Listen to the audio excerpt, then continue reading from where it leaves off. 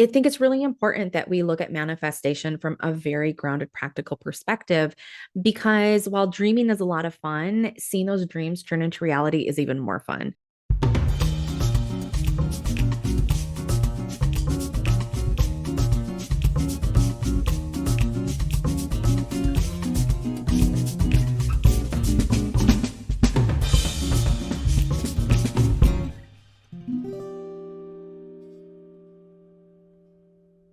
Welcome to a special episode of Tea Time here at Sensible Woo.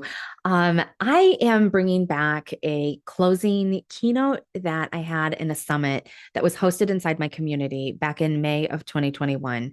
I gathered a bunch of people together who were intuitive practitioners in all different aspects of metaphysical practice and business practice. And I wanted to address, thoughts and feelings around the concepts of manifestation. And so I'm putting it here on YouTube so that it has a permanent place to live. Because that summit is now a year and a half past, longer than that, almost 2 years past. And I just think it's such a great topic for us to examine as the sensible and the woo people around here. I think it's really important that we look at manifestation from a very grounded, practical perspective because while dreaming is a lot of fun, seeing those dreams turn into reality is even more fun. And my goal around here is to help you do that. I hope that you enjoy the thoughts on this. I feel like they're pretty timeless. They are very core tenets of how all my clients operate with me inside a Sensible Woo.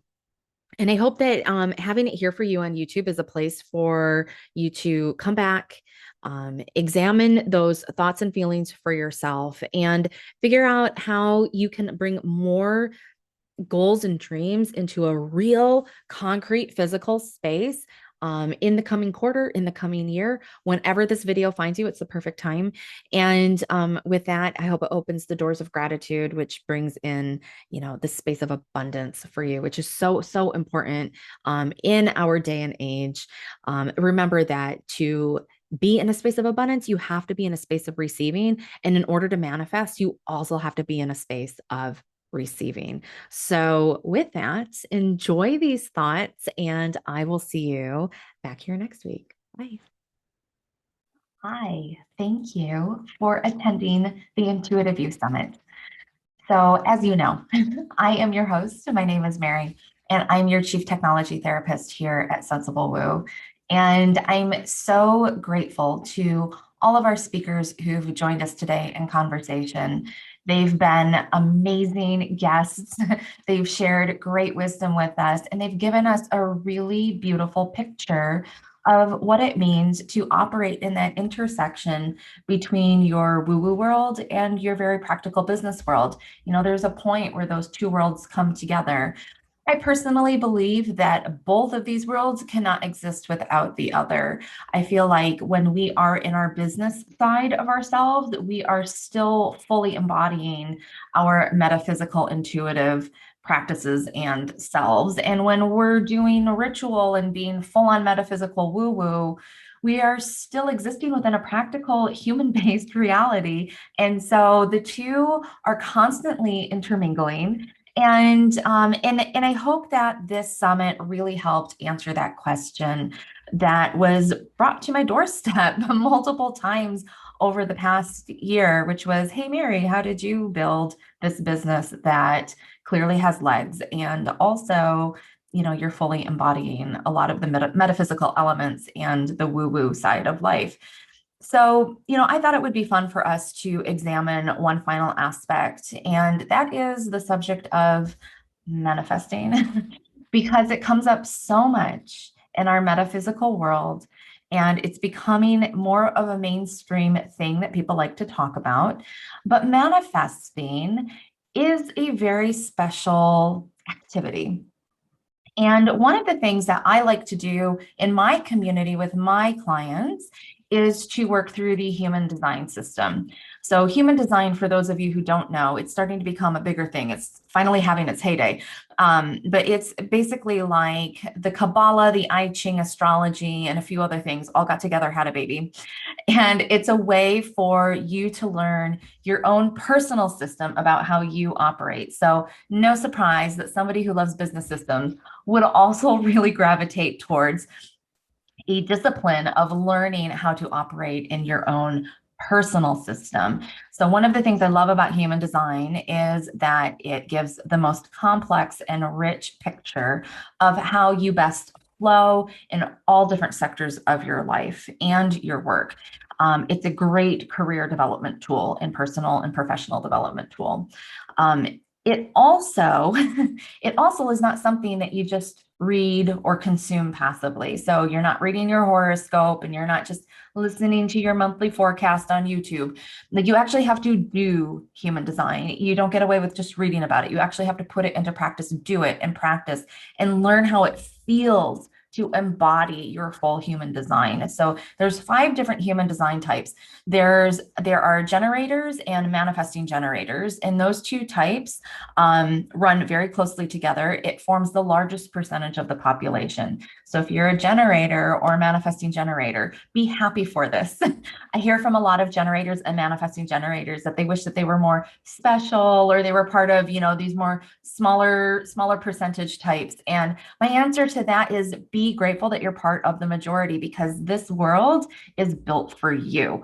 And the rest of us who are not generators or manifesting generators have to learn how to exist within that system. So be grateful that you have one less barrier.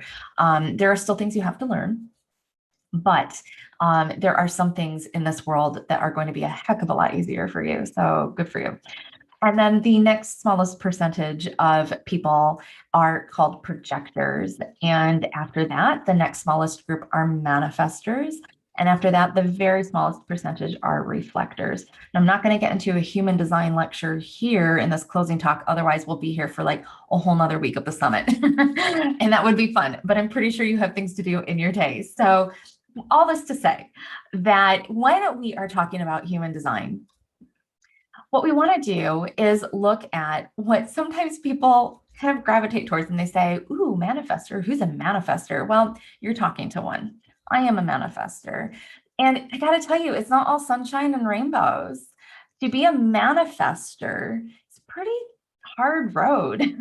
There are a lot of things in this world that are not set up for manifestors, and we spend our adult years, if we become aware of it, relearning how to be more authentically ourselves. And I feel like this is a huge part of my journey in the recent years.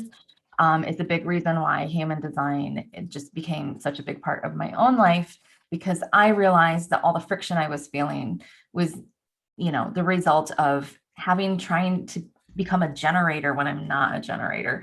So what does it mean to be a manifestor? I feel like going over some of these points really helps illustrate this concept of manifesting. So to be a manifestor means to take action, and it means that to push things out of the way. Like, my energy is actually meant to push other energy out of the way. I always used to say when I was growing up, you either love me or you hate me. And that's actually a manifestor trait. Some people feel really uneasy around manifestors and our energy because we're meant to just push it out of the way. So, if you notice that you feel that way, you might have some manifestor traits in you too. It also means saying no to a lot of things, because there are some things that need to be said yes to, but we can't generate so much energy and put it all towards everything. So a lot of things get a no answer. And being a manifestor also means being willing to accept the consequences. There's that pioneering archetype energy I feel in manifestors. I know I definitely feel it very strongly in my own experience. And to manifest something means that you're willing to push the button. And if it doesn't go quite right, you're willing to say, oops, my bad, that was me. Let me go clean it up now. That's part of manifesting energy.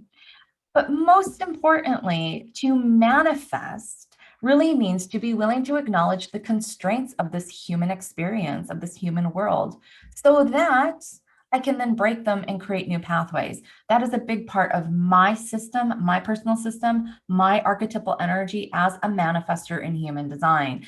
And it just because I have these traits, it doesn't mean that you can't also have these traits. It just means that these are like the root foundation energy types that I deal with on a day-to-day basis. And for generators and manifesting generators and projectors and reflectors, there might be times when that manifesting energy comes into play, but it's not part of the everyday, regular, constant rhythm. It's kind of like having the radio on full blast for me all the time. And for you, you can adjust the volume. So, why talk about manifesting energy in this way? Well, one of the things that came up during the summit was a really beautiful lesson on creativity. It showed up again and again and again. And one of the things that I deeply appreciate is a lot of lessons from my art background. So I have a degree in studio art. It's one of my undergraduate degrees. And I had this professor who would put really, really tough constraints on our homework regularly. And we would often complain and ask her, why are you putting so many constraints and rules around creativity, around our creative process? Don't you want us to be creative? Isn't that the whole point of getting an art degree? And her response was so brilliant. I felt like it was such a great life lesson. And she said, because no matter what you choose to do in this world after you finish art school, there will always be constraints. And so when you can learn to do your homework with constraints and consider a normal part of the process, you will actually be more creative and you will flow better with the world. You won't feel like you're always butting up against, something that you would like to do. You'll always be in the space of solving problems. And those of you who work with me on the business side here know, what do I always tell you? Yes, my title says CEO, but what are we in the business of? We are in the business of solving problems. We are not necessarily in the business of the thing that I hang my shingle up and I say, this is what I do. We are really in the business of solving problems. That is what we do. And in this art class, she made such a great point. Think about it. There are always constraints. An artist can go out into the world, be commissioned for a painting, but there's a budget for that painting. So, however much money there is, that's about how much you can spend on supplies. It doesn't mean that you can buy all the supplies.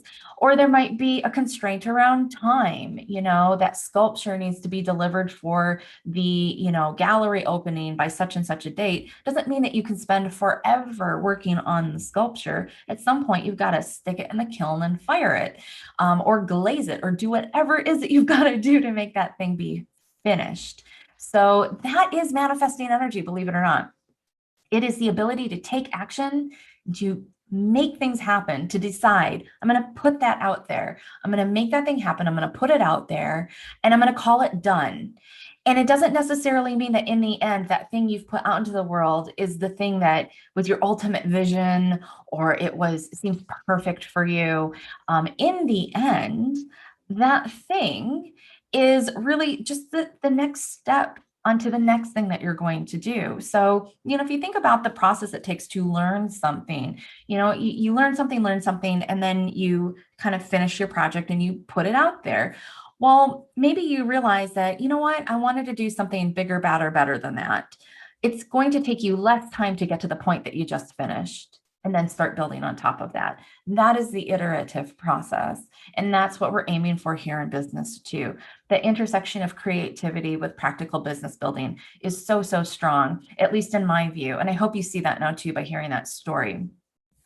The other important thing too is by accepting the human life that we're living in and the human constraints, you then are able to actually figure out what you're creating as a new pathway. So in one of my other art classes in this degree program, it was a very formative period of time for me, as you can tell. And I had a painting professor, and I love telling this story because what you would do is you would work on a painting or an assignment, and then every few weeks we would show up for our class. Everyone would hang their paintings on the wall, and we would do a group critique.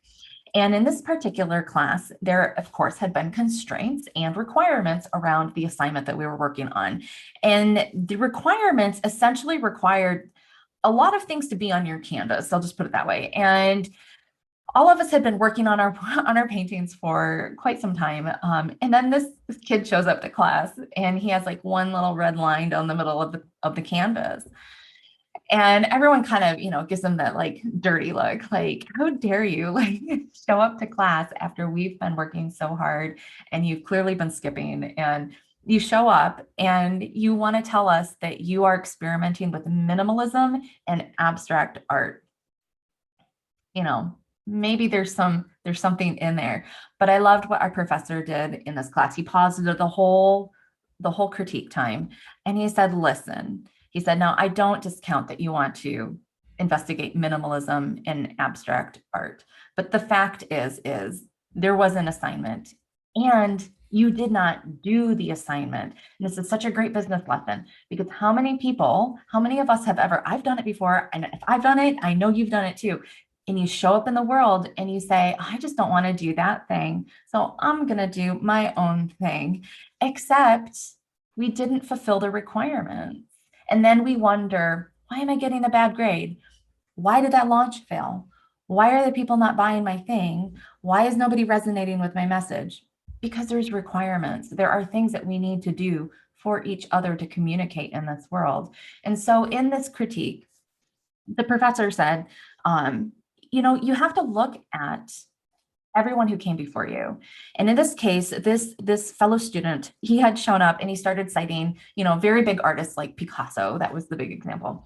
And our art professor pointed out that Picasso, if you look at his early work, had studied the masters. He learned the classical style. He learned classical painting. And only after he felt like he got to a point of really understanding where they had come from, did he then break the mold and create cubism.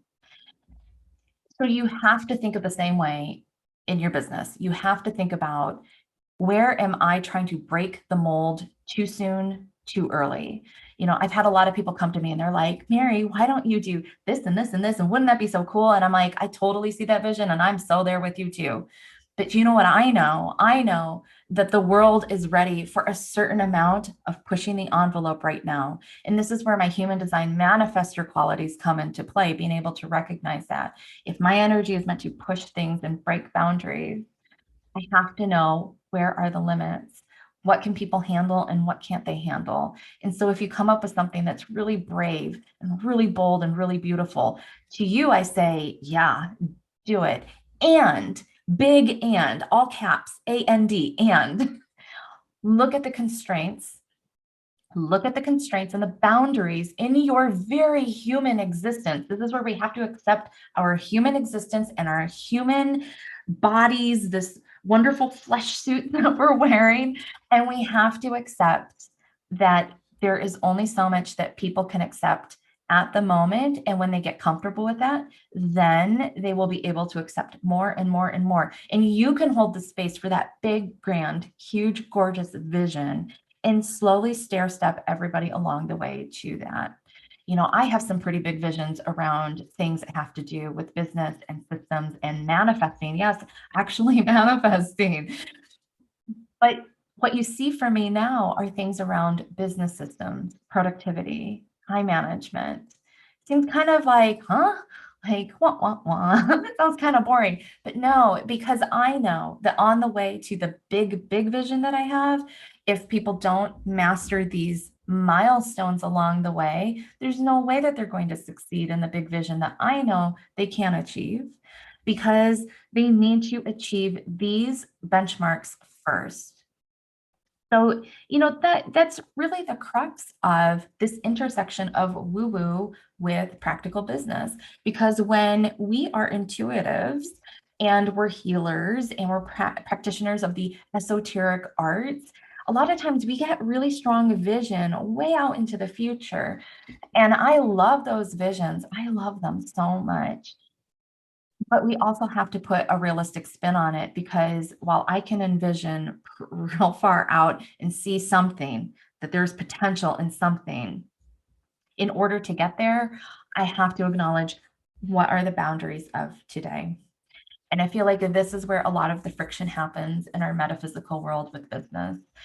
It's one of the reasons why I think a summit like this is so important, because when we have the ability to gather some really great minds with like-minded belief systems, and we can talk about the practicalities of this is what it's like to create something. This is what it's like to build something. These are the very real things you need to do. You've got to crunch your numbers. You've got to get comfortable with math and money and to-do lists and project plans. And when you can get to that point, then you really can manifest. You really, really can. And you don't have to be a manifestor in human design in order to make that happen. So I hope that you got those lessons out of the summit. If you feel like you're still kind of missing some of it, I would really encourage you to go back during our free time and watch some of the talks that really stuck out to you the most. Remember the two questions that I asked in the opening talk. I asked you to think about two sides of the same coin. The bright side, the bright shiny side, is when you see something or you hear something and you say, oh, yay, yes, that thing. I love that thing. That is so cool. I wish I could do that. Oh, yes, I need to add more of that into my business, into my practice, into my world. So those things are great. Make a list, make a plan for them, and then flip the coin over and look at the shadow side and look at all the areas where somebody was talking about something or describing something, and you kind of you resisted, you recoiled, you were like, oh no, I don't want to do that. I say no to that, and no to that, and no to that, and no to that. And when you find yourself in that space, you want to hit pause and you want to look at, why is my resistance coming up? Now, it may mean that eventually, no, that thing is not for you, and that's fine. But what you want to do is see, what is the resistance though? Because I guarantee you something in there is the thing that's holding you back. And if you can get through that this month, you can probably move your business forward so much faster than only focusing on all the bright, shiny, happy stuff. So that to me is the definition of real shadow work. It's not trying to formulate arguments or go to all the uncomfortable places and making someone sit there and do the work, you know. It's actually being able to become mindful and say, oh wow, like I really have a strong reaction when somebody talks about money and pricing. Huh. Like, let me let me dig into that a little bit. You know, what does that mean for me? Does it mean that you double, triple your rates overnight? Probably not, you know, but does it mean that you look at your rate and you finally acknowledge, like, you know what, I'm not valuing myself enough. Maybe it is time soon to raise rates. Maybe it's time for me to talk with people in my audience and find out, you know, who else are they consuming? And then you go off and look at the sales pages. How much are they charging? You know, not to compare yourself and say, oh, I'm not worth as much as that person, but to say, you know what, that person is a competitor in my field and they're charging 3 times what I charge. Maybe there's a lesson in there for me. It doesn't mean I have to charge the same amount, but maybe there's something in there for me and I can make my life grow in a beautiful way this year by being willing to look at those shadow aspects. And those are the things that help you move forward. It really is the foundation and the basis for manifesting.